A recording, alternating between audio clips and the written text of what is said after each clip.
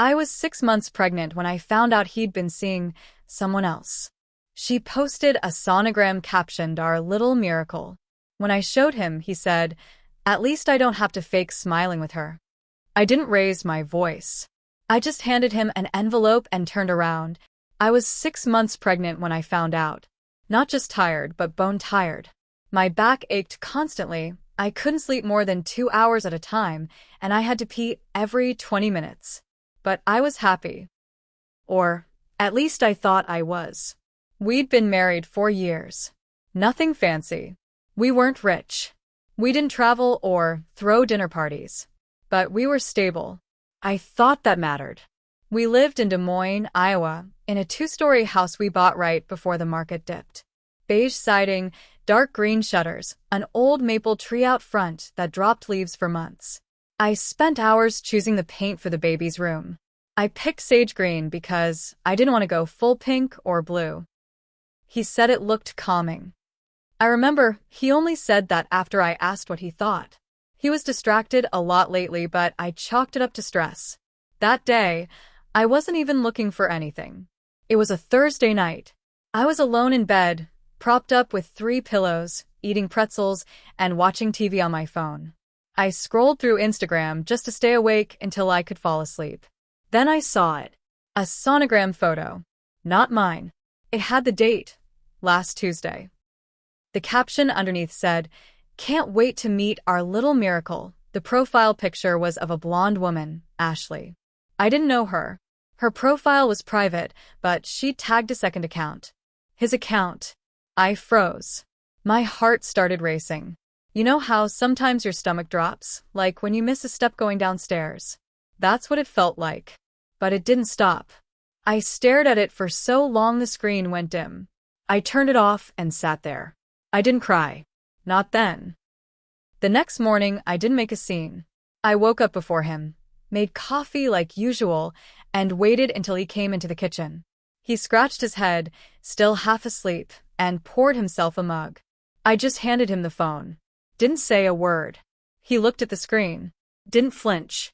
Didn't ask what it was. Just scrolled back up, handed it back, and leaned on the counter. At least I don't have to fake smiling with her. That's what he said. No anger. No guilt. Just like that. Like, we were talking about a parking ticket. I remember staring at the edge of the counter because I didn't trust my face to stay still if I looked at him. But I didn't yell. I didn't cry. I just reached into the drawer next to the fridge, pulled out an envelope, and handed it to him. I'd made it months ago. Not because I knew this would happen, but because deep down I'd started to feel like something wasn't right. It was a postnup, drawn up by a lawyer I'd quietly met through a friend at work. It said if there was cheating, I'd keep the house, and I'd get primary custody.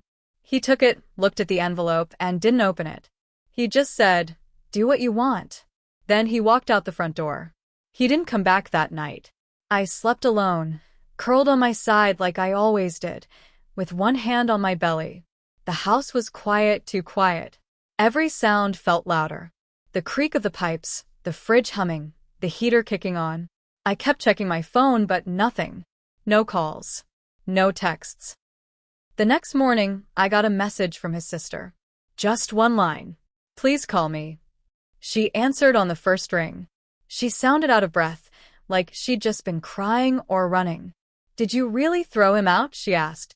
I told her what happened. About the sonogram. About what he said. About the envelope. She didn't sound surprised. "I didn't want to be the one to tell you," she said. "But yeah, it's been going on a while."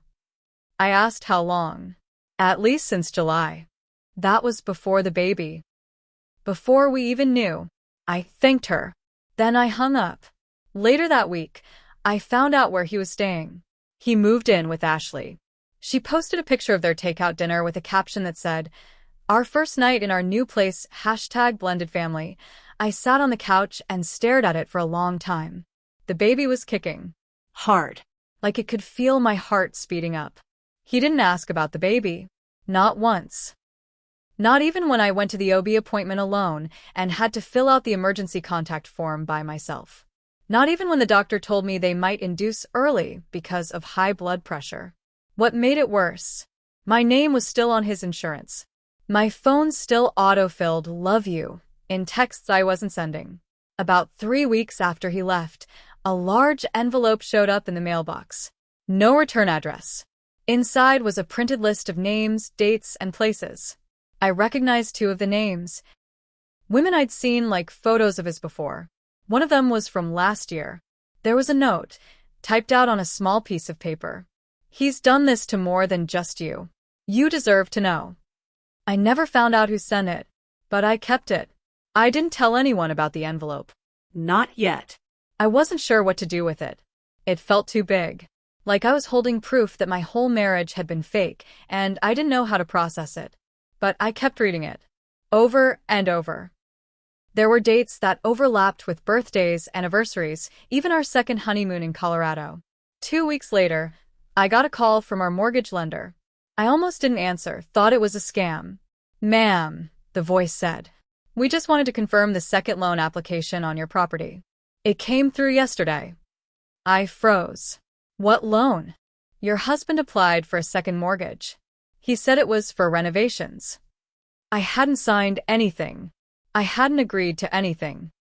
He was trying to take equity out of the house I was living in, carrying our baby, without telling me. That was when I called the lawyer again. We started the full divorce proceedings right away. I submitted everything. The sonogram post, the signed postnup, and the anonymous envelope. The lawyer said it was more than enough. I switched my direct deposit, froze our joint account, changed the locks. He showed up 2 days later, banged on the door like it was his right to be let in. I watched him from the front window. He looked thinner, tired, but his face didn't have regret, just anger. "You can't just cut me out," he yelled. "I have rights." I opened the door just enough to speak. I didn't invite him in. "You had rights," I said. "Then you gave them away." He looked past me, toward the staircase, like he expected to still be welcome. Like this was just a fight we'd get over. "What are you even trying to do?" he snapped. "Be a single mom? You think you're better off?" I didn't answer. I just handed him a manila folder through the crack in the door. Inside was a printout of the second mortgage application. His signature. The date. He stared at it for a moment. Then he said, "You weren't supposed to find that." I closed the door without saying another word. I still have the sonogram picture he never asked about. It's folded up in the drawer next to my bed with the printout of that second mortgage form. Sometimes I take them out and just look. Not because I miss him, but because I need to remind myself that none of it was in my head. That it really happened. That I didn't imagine the shift in his voice, the way he stopped coming home on time, or the silence after I told him I was pregnant. People say time heals everything, but some things don't need healing. They need remembering. And some nights, when the house is quiet and the baby finally sleeps, I still think about what he said. At least I don't have to fake smiling with her. And I wonder how long he'd been faking it with me. The divorce dragged out longer than I thought it would. His new girlfriend, Ashley, hired a lawyer too. I found out through my attorney that they were claiming I was trying to alienate him from his unborn child. The same child he hadn't asked about once. The same child he tried to lock out of a home by pulling money out behind my back. Every time we had to meet in mediation, he acted like the victim.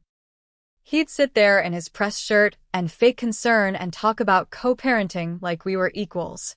Like I didn't have to figure out how to sleep alone while growing a baby he'd already replaced. The lawyer told me not to react. Just stay calm. We're winning. But I was tired. Not just physically, I was used to that. I was tired of pretending like any of this made sense. Tired of thinking back to all the times I looked at him and thought, he's my person. Because he wasn't. Then something happened that almost broke me completely. I got a call from my OB. There was something off in the last scan. They wanted to run more tests. I was in the waiting room alone, holding my breath, staring at the empty chair beside me that should have been his. I texted him. "They found something. Can you come?" He didn't respond. 3 hours later, I saw a post on her Instagram. They were at a pumpkin patch, laughing, posing with her belly, holding a caramel apple. I showed the nurse. I didn't even mean to. I just held up my phone and said, This is why I'm here alone. She touched my arm and said, You're not alone. But I was. I went home that night and sat in the nursery. The crib was still unassembled in the box. The sage green walls felt too quiet. Too still. I just sat there and let the silence press in. And then I opened that anonymous envelope again. I looked at the list of names. One of them had an address written next to it, in Kansas City. I had never driven there before. But suddenly I couldn't stop thinking about going. Not to hurt anyone. Just to ask what he was like with them. If he was different. If he was always this good at lying. I drove to Kansas City on a cold Saturday morning. 4 hours on the road with my hands gripping the wheel tighter than I needed to. I didn't tell anyone where I was going. Just left a note for my neighbor in case something happened. Her name was Rachel. She was the third name on the list. The one with the address next to it. I found her house easily. Modest place, old siding, wind chimes on the porch. I sat in the car for a long time, watching the front door, wondering what I was even doing there. When I finally knocked, a kid answered. Maybe 10 years old. A boy. Is Rachel home? I asked. He called for her. She came to the door a minute later, drying her hands on a towel. She looked tired, real tired. But something in her face changed when she saw me. Not fear. Not confusion. Recognition. You're her, she said quietly. We stood there for a second. I'm sorry, I said. I didn't know who else to talk to. She opened the door wider. Come in. Her living room smelled like laundry and old books. There were toys scattered near the TV and a half-finished puzzle on the table. She handed me a glass of water, without asking. He did it to me, too, she said, before I could even sit down. Turns out he'd lived with her for 6 months. Said he was going through a divorce, promised he was getting custody of his kid, lied about everything. She found out when she saw my wedding pictures online. He's got a script, she said. Same lines, same excuses. Always someone else to blame. I asked her why she didn't warn me. I wanted to, she said. But by the time I realized you were pregnant, I figured it was too late. I didn't want to make it worse. We talked for 2 hours. She told me things that made my stomach turn. He had told her I was unstable, controlling, obsessed with getting pregnant. He made her feel sorry for him. Said I threatened to trap him with a baby. I left her house feeling like I'd swallowed cement. The next day, I sent him a message. I talked to Rachel. Don't contact me again. He responded 10 minutes later. You had no right. I blocked his number. That night, I sat in the baby's room and wrote a letter. Not to him. To my daughter. I didn't know if I'd ever give it to her. But I wrote everything down, who he was, what he did, what I had to carry to protect her from the kind of man who could walk away from 2 lives and still play victim. I folded the letter and put it in a shoebox under the crib. Some truths aren't for now. They're for later. For when she's old enough to ask. I kept going after that. Not just with the pregnancy, though every week got harder, but with the truth. I contacted the other names on the list. Quietly. Carefully. Most didn't respond. But one more did. Her name was Sierra. She was older than me, maybe by 10 years. We met at a diner off I-80, halfway between our towns. She wore a baseball cap and sunglasses, like she wasn't sure if I was going to scream at her or thank her. I knew he was married, she admitted. He told me it was just on paper. Said you were sick, and he couldn't leave yet. She looked down at her coffee. I believed him. I hate that I did, but I did. She didn't cry. Neither did I. We were both too far past that point. I asked her something I hadn't asked the others. Did he ever talk about having kids? She paused. Stirred her coffee. He told me he had a son once. Said the mother moved away and never let him see him. I sat there, frozen. He'd never mentioned that to me. Not once. And I'd known him 5 years. I pressed. Did you ever meet the kid? She shook her head. He said the courts took her side. That she poisoned the kid against him. I felt bad for him. I drove home in silence, the road blurring in my headlights. Asson. A whole child I'd never heard about. I didn't even know if it was true. But it explained too much. The weird things he'd say when I was pregnant. How he'd look away when I'd bring up parenting classes or ask if he wanted to build the crib together. Like he'd already done it once. Like it didn't matter anymore. I pulled off the highway to a rest stop. Sat in the dark and tried to breathe. I wasn't angry, not in that moment. Just empty. He hadn't just left me. He'd been living whole other lives. Parallel tracks. Stories he'd abandoned and rewritten as needed. And I was just the next chapter he'd closed. At home, I opened the shoebox again. I added a second letter. This one wasn't for my daughter. It was for whoever came after me, just in case he did it again. By the time my due date was 2 weeks away, I had stopped expecting anything from him. Not support. Not money. Not an apology. But legally, he was still the father. He hadn't contested that. Probably figured it would look better if he pretended to care, on paper at least. He hadn't asked about the birth plan. Never offered to drive me to the hospital. Never even bought a single diaper. Then his lawyer sent an email. They were requesting visitation rights. Immediate. From birth. I stared at the screen like it was a prank. He hadn't seen a single scan. Hadn't heard the heartbeat. Hadn't shown up to one appointment. And now he wanted rights? I forwarded it to my lawyer with one line. He wants rights, but never even said her name. My lawyer called right away. Do you want to fight it? He asked. Yes, I said. Without thinking. I want to fight. I spent that whole week gathering everything. Screenshots, statements, the anonymous envelope, even the social media posts from his new life. I documented every time he ignored a call, missed an update, lied to someone else about where he was. He had another son. He lied to me about it. He lied to all of us. That became my focus. Not revenge, just clarity. So no one else could rewrite what happened. The night before my court hearing, I got a text. Not from him. From a number I didn't recognize. I don't want to be involved anymore. He said you'd make my life hell if I talked to you. But I think you should know, he's not even planning to be there for the baby. He told his boss he's moving to Texas. No name. Just that. I didn't reply. I didn't have to. I walked into court the next morning more clear-headed than I'd been in months. He didn't show. His lawyer did, scrambling for excuses, blaming scheduling issues, asking for extensions. The judge looked at me, and then at the empty chair beside his attorney. We'll proceed without him, she said.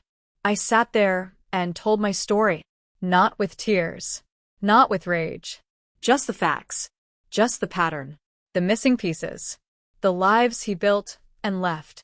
When I finished, she asked if I had anything else to say. I pulled out the folded piece of paper I'd brought with me. I just wanted on record, I said, that I gave him a chance to be a father. I gave him every chance. And he chose to disappear. After court, I sat in my car in the parking lot for almost an hour. Not crying. Not calling anyone. Just sitting there, watching the people walk past, wondering how many of them had ever sat across from a judge to prove that someone chose not to care. A few days later, I went into labor. It started slow. I was alone, folding baby clothes I hadn't even washed yet. A sharp pull in my back, then another. I timed them, called my neighbor to drive me, grabbed the hospital bag I'd packed weeks earlier, just in case. I texted him from the car. Not because I wanted him there, but because I didn't want him to ever say he didn't know. Going to the hospital. It's happening. No reply. I labored for 16 hours. No epidural until the last minute. The nurse kept asking if I had someone coming. I told her, no, it's just me. At 4:13 a.m., I gave birth to a baby girl. 7 pounds, 2 ounces. Full head of hair. Quiet at first, then screaming so loud the nurse laughed and said, "She's got lungs." They placed her on my chest, and everything else went silent. Not peaceful, just blank. Like I was suspended in air, and nothing could reach me. I kept waiting for something to click. For the fear to melt. For the relief to come. It didn't. I was happy. And also terrified. And also angry. All of it, all at once. I looked down at her and said, "It's just us now." The nurse asked if I wanted to list a father on the birth certificate. I said no. Then my phone buzzed. One message. "Congrats. I hope you figured out." That was it. No name. No, "How is she?" No, "Are you okay?" Just that. I stared at it until the screen dimmed. Then I deleted the thread and turned the phone off. Later that week, I filed for sole custody again, this time with a formal record of abandonment. He didn't respond to the court order. Again. And when the papers were finalized, my lawyer called to say he signed everything. 노비시다신. No support. No fight. He walked away clean. But I didn't feel free. Because I still had the letters. The names. The truth. And someone somewhere would be next. Sometimes when I rock her to sleep, I wonder if one day she'll ask about him. What he was like, why he left, if he ever loved us. And I don't know what I'll say. Maybe I'll tell her part of the truth. Maybe I'll let her read the letters. Or maybe I won't say anything at all. Because the part that still haunts me isn't that he left. It's how easily he disappeared, like we were never real to him in the first place.